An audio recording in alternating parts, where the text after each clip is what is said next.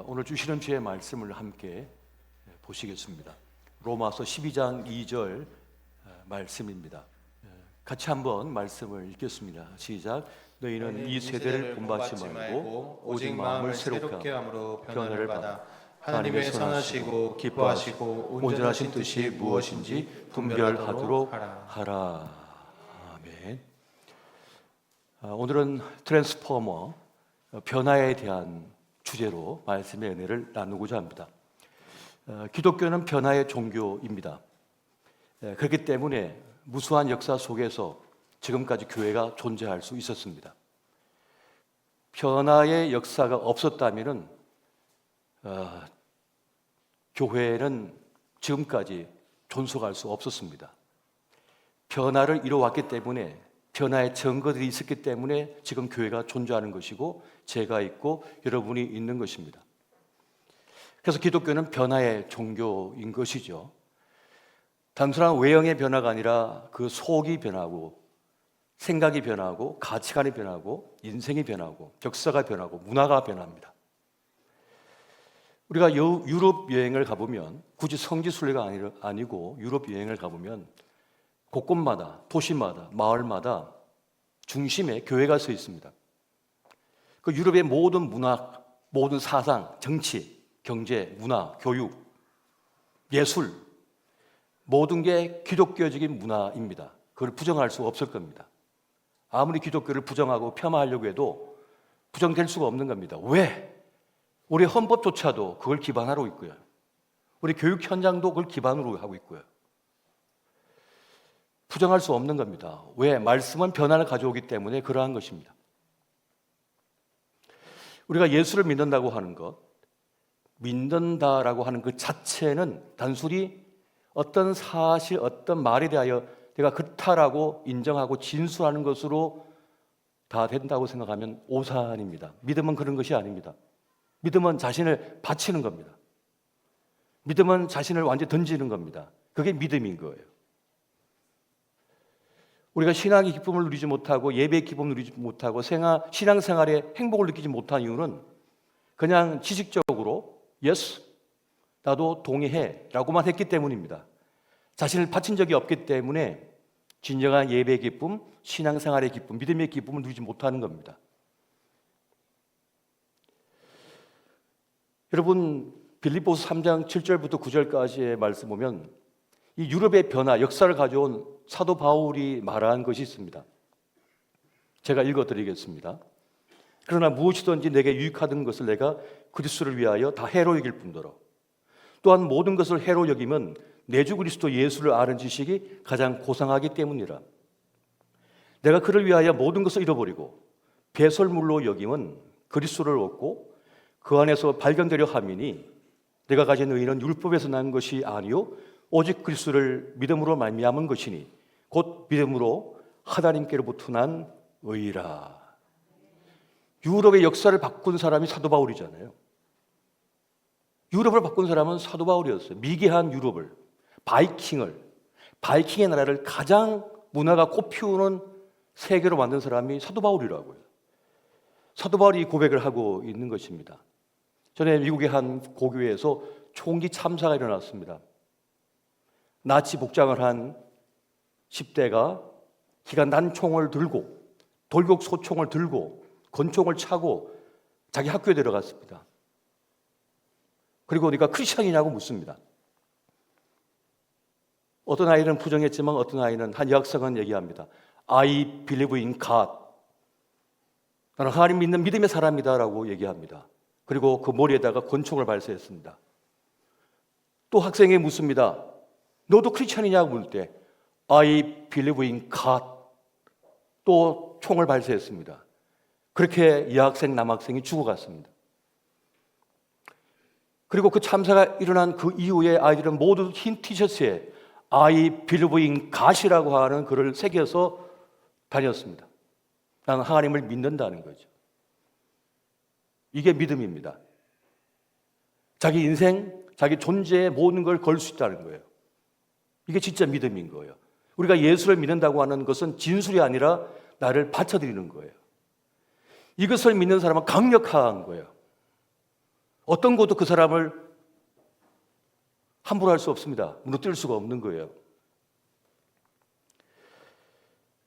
그럼 이것이 어떻게 가능했는가? 변화를 경험했기 때문이죠. 사도 바울이 되기 전 이 사울이라고 하는 청년은 로마식, 헬라식 이름과 이 히브리식 이름의 차이인데요. 사울이 결국은 바울인 거죠. 폴인 거죠. 사울은 히브리식 이름이고 그걸 헬라식, 로마식으로 바꾸면 바울이 되거든요. 폴이 되거든요. 그가 예수 믿는 사람들을 잡아다가 감옥에 가두거나 돌로 때려서 죽이는 그 청년 지도자로 있을 때 다마스커스로 가는 길에 예수님을 만납니다. 강렬한 빛 속에서 예수님의 음성을 듣죠. 사울아, 사울아 묻습니다. 누구십니까? 나는 네가 핍박하는 예수다라고 하시면서 말씀하죠. 그 강렬한 만남을 통해서 이 사울이라고 하는 청년은 완전히 바뀌어져 버립니다. 3일 동안 그 음식을 전폐하면서 식음을 전폐하면서 눈이 가려져서 앞을 볼 수 없는 그 상황 속에서 그는 자기 인생을 직면하게 되고 자기 인생을 송두리째 바꾸는 결단을 하게 되죠. 트랜스포머가 일어난 겁니다. 완전히 변화된 거예요. 그는 이제 예수를 위해 살기로 작정합니다. 지금까지 모든 지식을 총동원하여 예수를 변정하고 예수를 전하는 일에 자기 인생을 바쳐버립니다. 그래서 유럽이 바뀌어진 거예요. 그 미개한 나라들이. 이런 변화는 바로 만남에서 이루어지는 거죠. 여러분, 그래서 변화라고 하는 것은 그 첫 번째는 뭐냐면 변화는 만남에서 오는 겁니다.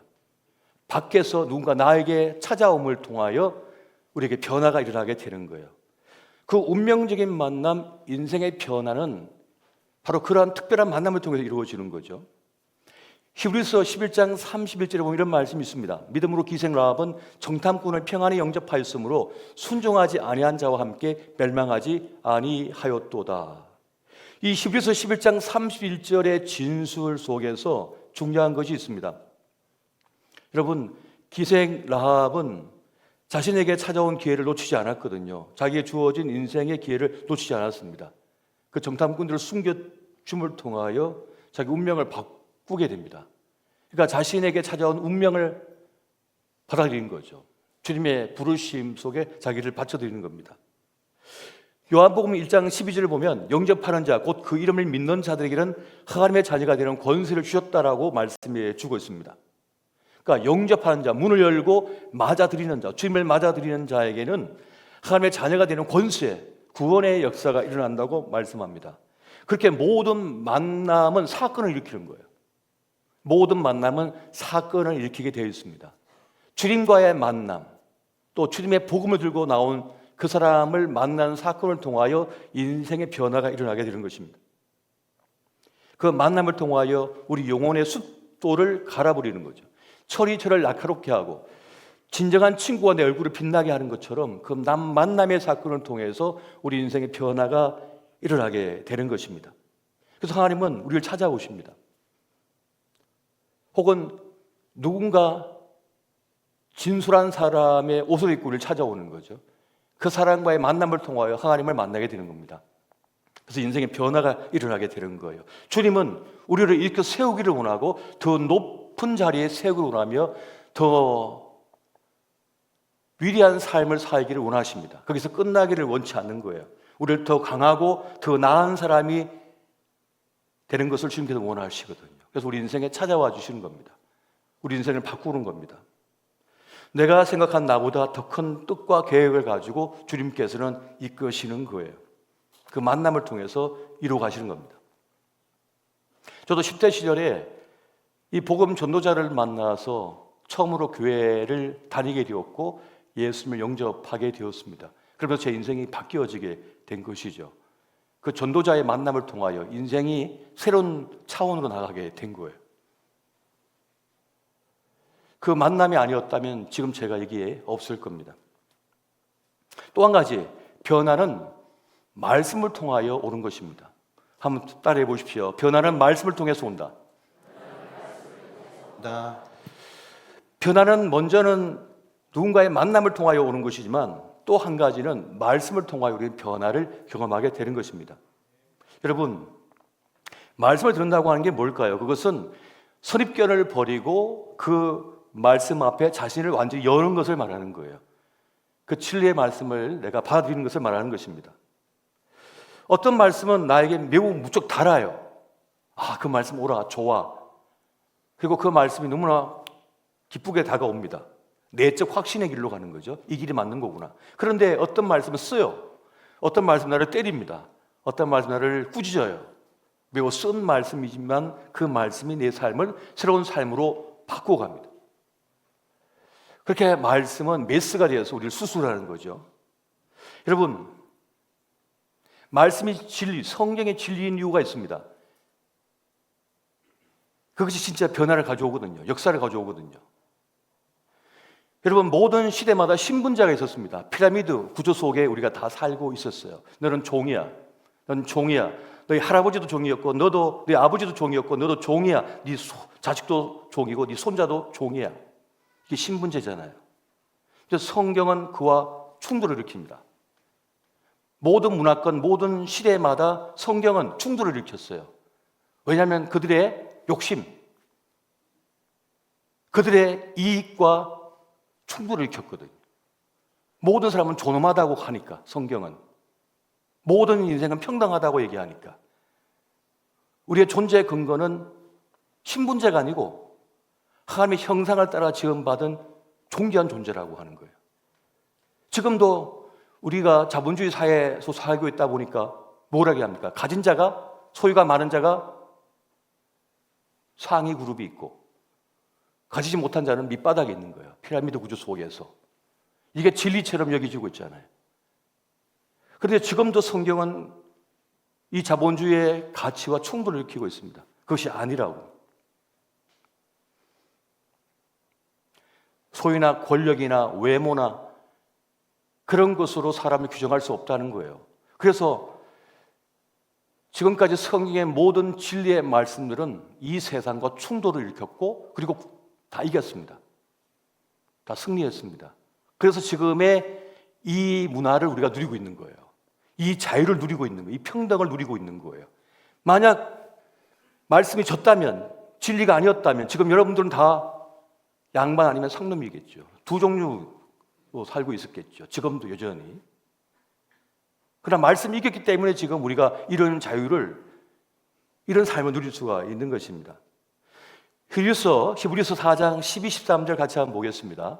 자, 시작. 하나님의 말씀은 살아있고 활력이 있어 좌우의 날에서 어떤 것보다도 예리하여 혼과 영과 및 관절과 골수를 찔러 쪼개기까지 하며 또 마음의 생각과 뜻을 판단하나니 지으신 것이 하나도 그 앞에 나타나지 않음이 없고 우리의 결산을 받을 시리에 눈앞에 만물이 벌거벗은 것 같이 드러나느니라.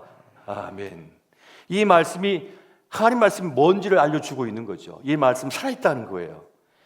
날선 어떤 것보다 예리하다는 거예요. 우리의 생각을 자르고 찢어버리고 새롭게 한다는 것을 말씀하는 거예요. 그리고 진짜를 보게 만든다는 거죠. 말씀을 읽으면, 말씀을 배우면, 말씀을 가지면 세상에 아무리 거짓말을 해도 이 말씀의 창으로 딱 보는 순간 그건 아니야, 그건 아닌데 라고 하는 걸 판단할 수 있다는 거예요. 억지를 쓰고 있다는 게 다 느끼신다는 거예요. 볼 수가 있다는 거예요. 그래서 말씀은 진리라고 하는 것을 말씀하는 것입니다. 도로운 것을 도롭게 본다는 거죠. 악한 것을 악하게 본다는 거죠. 선한 것을 선하게 본다는 거죠. 왜요? 말씀은 진리이기 때문에 그렇습니다.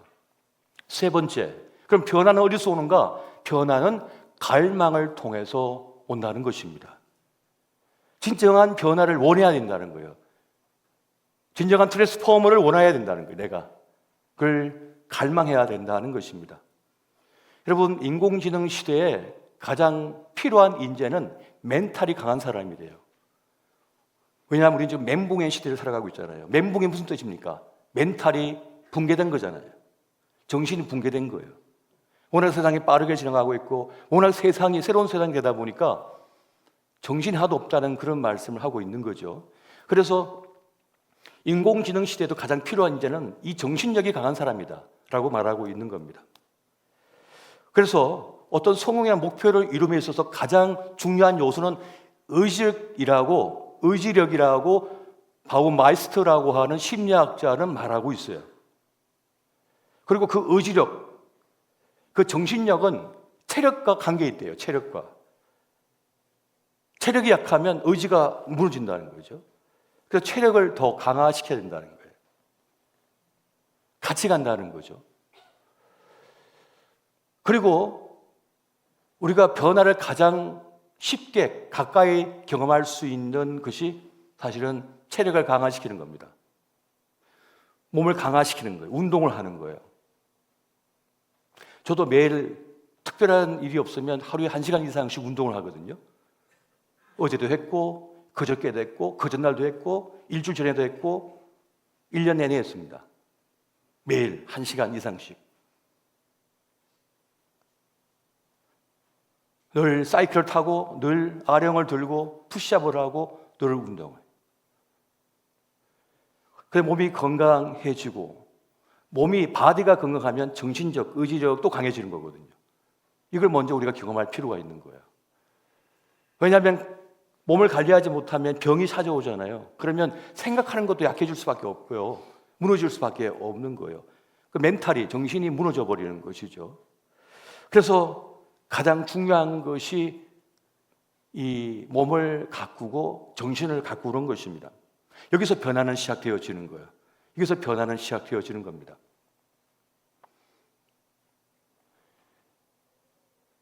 제가 시골 깡촌에서 태어나가지고 자라고 있을 때 아버지는 저에게 계획이 있었어요. 저를 향한 계획이. 고등학교 때 아버님이 몸이 안 좋으셔갖고 고3 때 저보고 어느 다방에 가래요. 4월 달인데 다방을 왜 가요? 학생인데 했더니 손을 보래요. 장가를 보내겠대요. 고3인데 이 말이 안 되잖아요. 고3인데 근데 그때 아버지가 몸이 너무 안 좋으셔갖고 빨리 결혼시켜갖고 장가를 보내서 손자를 봐야겠다 생각을 하신 거죠. 당시 새마을금고 이사하셨는데 이사직 내가 나올 테니까 네가 이제 신입사원 들어가라는 거죠. 그때 그게 가능했나 봐요. 그걸 발기인이었거든요. 그 만드신 분 중에 한 분이었기 때문에 가능했나 봐요. 지분이 있어갖고. 그러니까 대학 가지 말고 그렇게 가라. 그러면은 은행원이 되니까 충분히 이제 집에서 결혼도 시키고 데리고 있으면서 그렇게 이제 생각하신 거죠. 그래서 제가 노 했죠. 싫다고. 그래도 누군지는 궁금하잖아요. 그래서 가봤더니 저하고 태권도장 같이 다니는 여학생이에요. 1학년 후배인데, 한 학년 후배인데 예쁘게 생겼어요. 그런데 전혀 생각이 없어요. 전혀. 그때 따로 좋아하는 여학생이 있었기 때문에 관심이 없었습니다. 근데 그때 저희 목사님이 저에게 비전을 많이 심으셨어요. 저를 전도해가지고 저에게 세례주고 하신 그 목사님이 저에게 많은 꿈을 주셨어요. 너는 여기서 이렇게 머물 수 있겠지만 그렇게 해서는 안 된다는 거죠. 더 큰 꿈을 가지고 하나님께 기도해 보라는 거예요. 그래서 기도원도 같이 들어가고 같이 텐트 쳐가지고 말이죠. 같이 밥을 해 먹어가면서 기도도 해보고요. 목사님과 같이 지냈어요. 그래서 그 목사님 주신 그 비전, 그 기도 속에서 저는 사실 군인이 되고 싶었고 목사가 되고 싶었고 미국에 유학을 가고 싶었어요. 근데 시골 깡촌에서 뭐가 있습니까?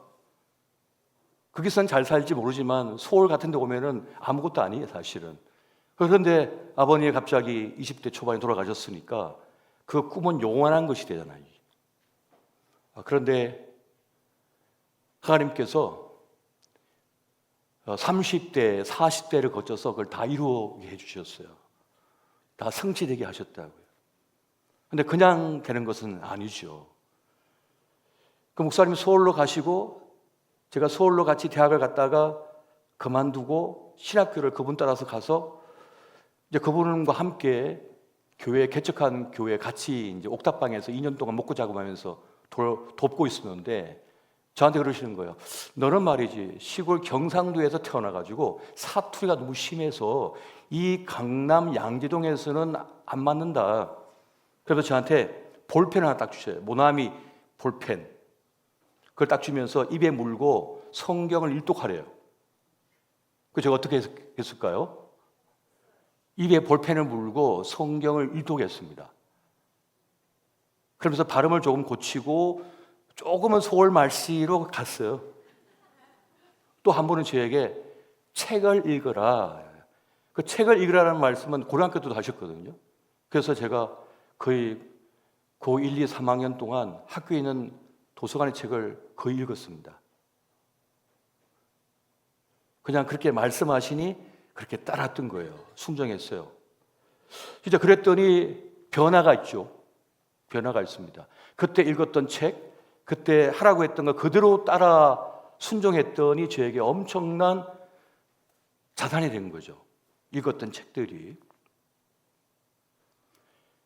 그리고 공군에 있을 때는 제 가장 친한 장로님 한 분이 조정 교수셨는데 그분이 제 얘기를 하시는 거예요. 목사님 운동하셔야 됩니다. 운동하셔야 됩니다. 해서 어떻게 할까요?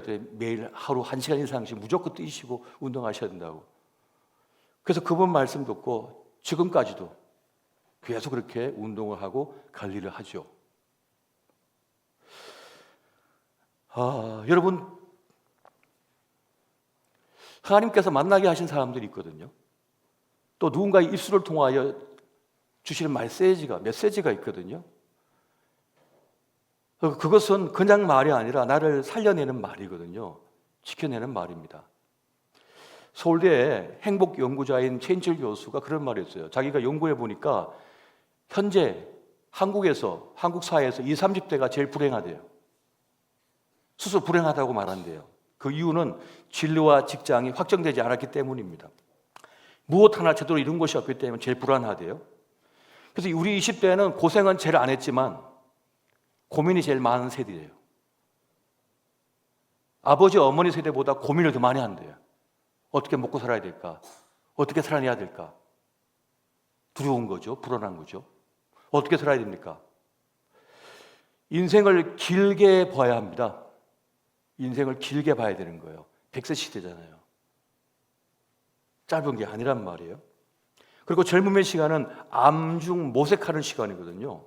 암중 모색이라는 뜻이 뭡니까? 더듬 찾는 시간이라는 거예요. 단번에 활짝 열리는 것이 아니라 더듬해서 찾아내야 되는 시간이라는 거죠. 내가 진짜 좋아하는 게 뭐지? 여러분 진짜 좋아하는 게 뭡니까? 그럼 잘하는 건 뭡니까? 나 정말 뭘 잘하지? 모르겠는 거예요. 그럼 뭘 직업으로 삼아야지? 그것도 모르겠는 거예요. 하도 직업이 많다 보니까 또 직업이 없어지기도 하니까 뭘 해야 되지? 난 뭘 좋아하는 걸까? 뭘 잘하는 걸까? 어떤 직업을 선택해서 평생 살아야 될까? 모르겠는 거예요. 그런데 그걸 찾는 시간이 암중 모색의 시간이죠. 그리고 그 시간이 반드시 필요해요. 누가 가져다 주는 게 아니라 내가 찾는 시간이 필요한 거죠. 내가 찾아야 되거든요. 다른 사람 대신해 주면 안 돼요. 내가 해야 돼요. 그런데 그 시간이 길어도 괜찮아요. 그 시간은 반드시 필요한 거예요.